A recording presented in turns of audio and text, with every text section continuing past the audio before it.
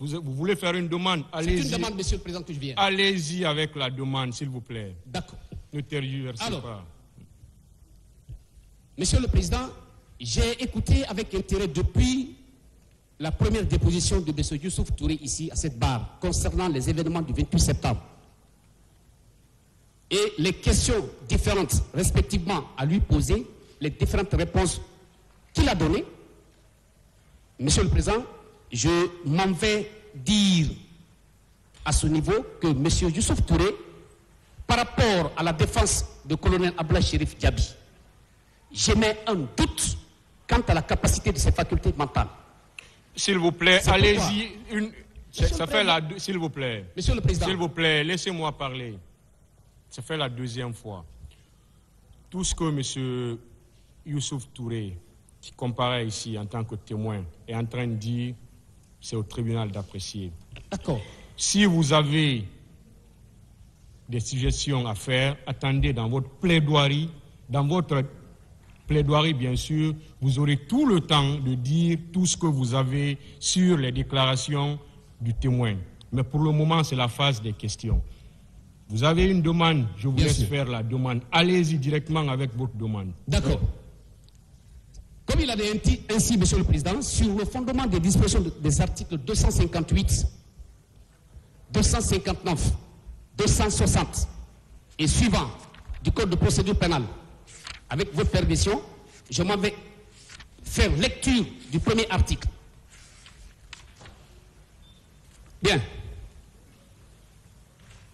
Section 10 de l'expertise, l'article 258. Toute juridiction d'instruction ou de jugement, comme la vôtre, dans le cas où se pose une question d'ordre technique, peut, soit à la demande du ministère public, soit d'office, ou à la demande des parties, ordonner une expertise. Le ministère public ou la partie qui demande une expertise peut préciser dans sa demande les questions qu'il voudrait voir posées à l'expert. Monsieur le Président, avant de continuer sur les dispositions suivantes, je vous ai dit tout à l'heure qu'il y a la nécessité de connaître l'état mental de M. Youssouf Touré.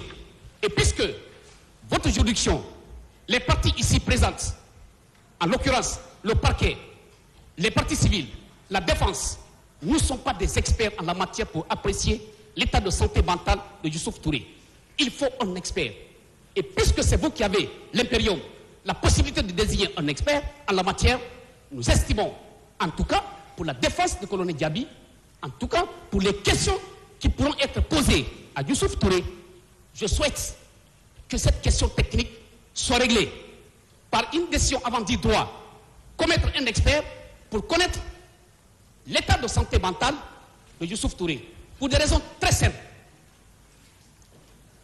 Depuis le début de cette déclaration, en passant par des questions-réponses, Youssouf Touré, ici présent, Monsieur le Président, est en train de vous présenter des incohérences inédites, des balivernes, des propos sans intérêt, sans vérité, au point d'être confus aujourd'hui, non seulement l'opinion nationale, mais l'opinion internationale, quant à la véracité de ces propos. Nous vous prions, et je vous prie respectueusement, Monsieur le Président, d'apprécier cette demande en commettant un expert par un jugement. Avant du droit, cet expert, lorsqu'il va vous présenter un rapport médical, je précise que cet expert, vous n'êtes pas tenu obligé que l'intéressé soit sur la liste des experts médecins, comme le prévoit l'article 259 du Code de procédure pénale. Vous pouvez directement exercer l'article 260 qui dispose. Bon, est-ce qu'on peut s'arrêter là parce qu'on connaît des...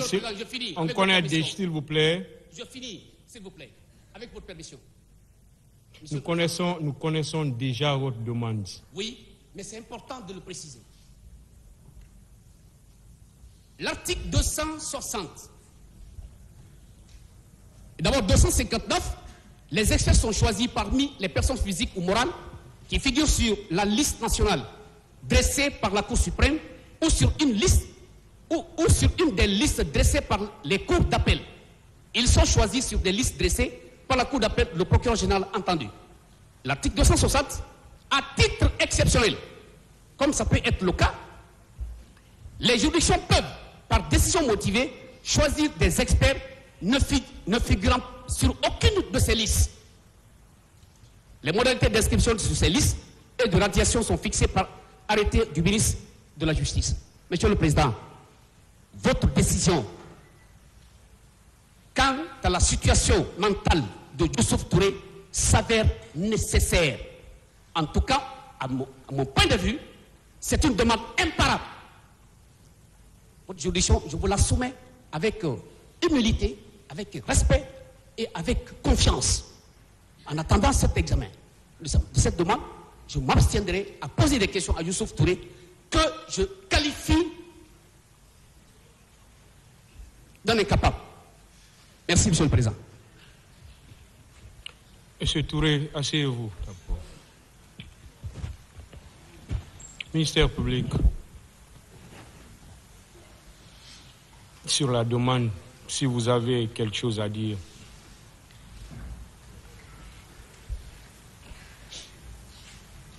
Merci, Monsieur le Président. Venant de suivre la demande formulée par le conseil du colonel Abdoulaye Chérif Diaby relativement à ce qu'il a appelé l'état mental de M. Youssouf Touré dit Joly.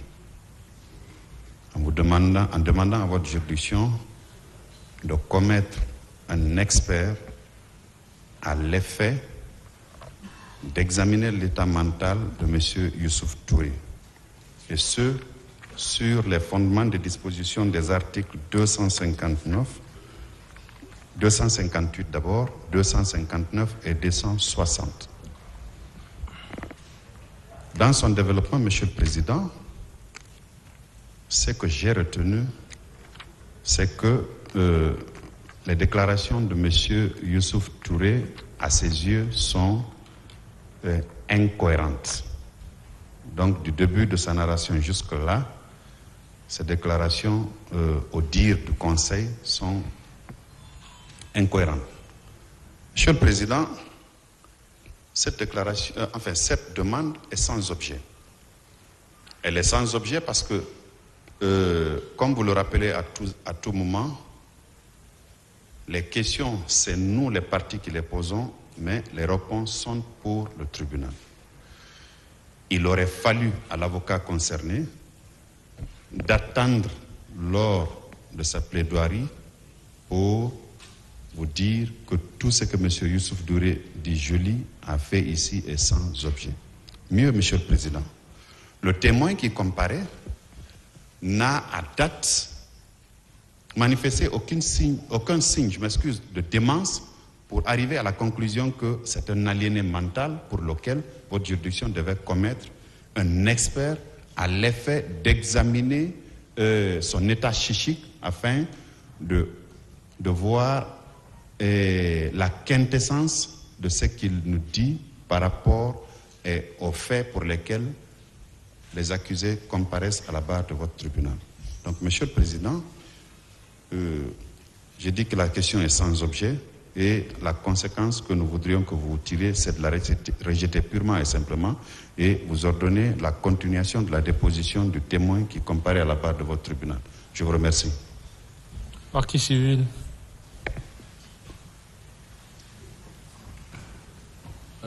Merci, Monsieur le Président.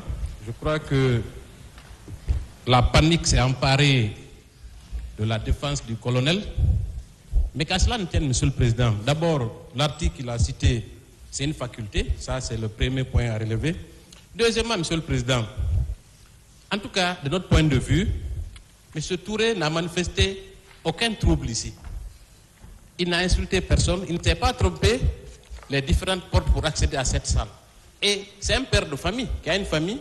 Dans son quartier, il n'y a jamais eu une quelconque plainte d'un quelconque citoyen faisant état d'un trouble mental dont il aurait manifesté. Monsieur le Président, moi je pense qu'on est en train de perdre du temps.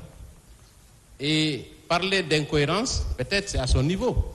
Nous, tout ce que M. Touré vient de déclarer ici a une cohérence certaine.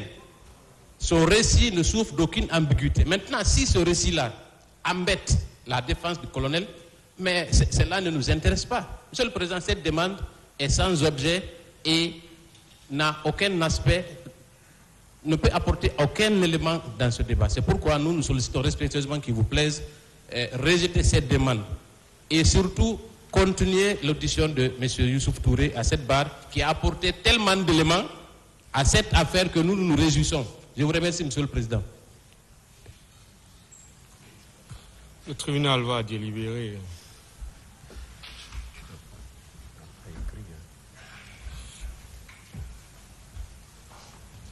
Voilà, après avoir délibéré, le tribunal rejette cette demande et ordonne la continuation de l'audition, de la déposition du témoin.